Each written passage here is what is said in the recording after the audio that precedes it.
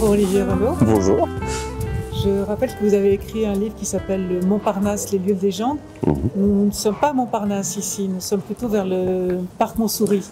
Et à quel endroit exactement? Alors nous sommes Villa-Seurat, nous sommes dans le Montparnasse culturel, qui lui dessine un arc de cercle beaucoup plus grand que le Montparnasse administratif. Effectivement, le cœur de Montparnasse, c'est le boulevard avec ses grandes brasseries et les quelques ateliers des rues avoisinantes.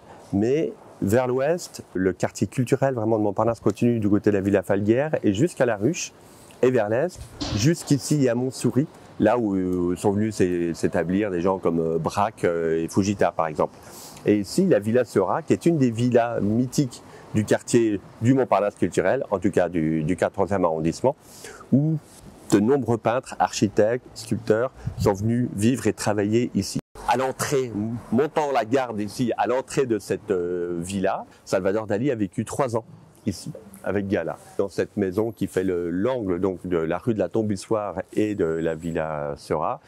C'est le début de l'entrée de cette villa qui a été construite, d'abord rachetée par André Lursa. André Lursa est un architecte, frère de Jean Lursa, qui est très connu notamment pour ses tapisseries. Qui ont à voir beaucoup, enfin pour partie avec les fameuses tapisseries de l'Apocalypse à Angers. Son frère, donc André architecte, achète ce lopin de terre ici, qui était un peu en déshérence. En fait, c'était une série de hangars, il n'y avait pas vraiment de maison. Il achète ça pour se dire, je vais construire ici des ateliers pour les artistes.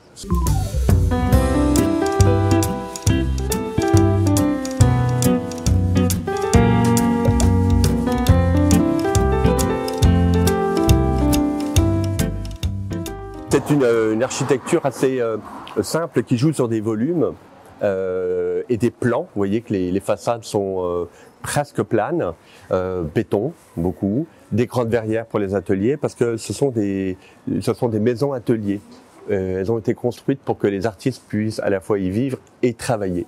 On est bien devant la maison construite par André Lursa pour son frère Jean, construite vers 1924. Son frère s'y installe vers 1925.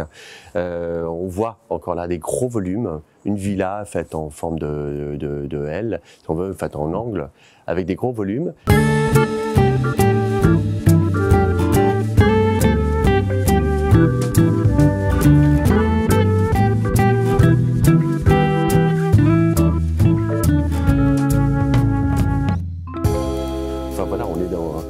Dans un lieu à la fois très vivant par les plantes, très vivant par l'art et qui joue entre le minéral et le végétal, quoi. Ça donne une belle douceur pour le regard sur ces plans.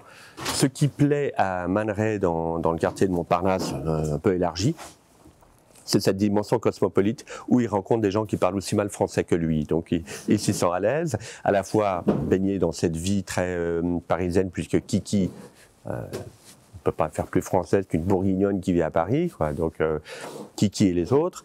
Tout le bon monde se mélange, ils sont intégrés, même quand ils vivent dans une misère assez crasse, mais il y a une solidarité et ils sont, à Montparnasse en tout cas, bien intégrés.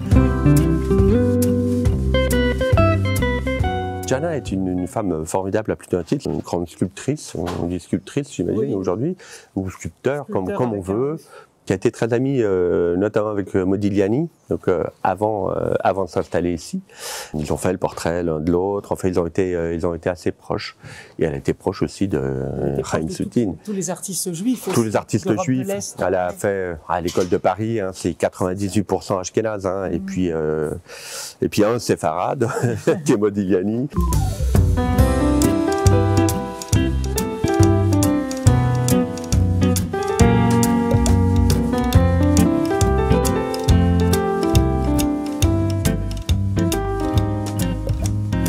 C'est un quartier où les photographes ont pu se développer sans jeu de mots et développer leur art. On a Brassailles, on a Kertész, on a un peu tout le monde qui vient ici, Capa, enfin bon, c'est un quartier aussi de photographes.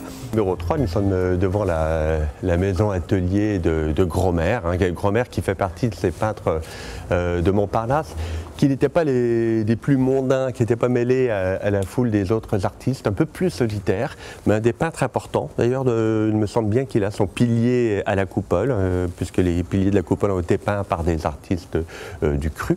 Et ici, donc, c'est une très vaste, belle maison atelier. Vous voyez, béton avec une façade en cintre, comme ça, en plein cintre, des fenêtres bombées, mais des très grands espaces lumineux. Plein nord, hein.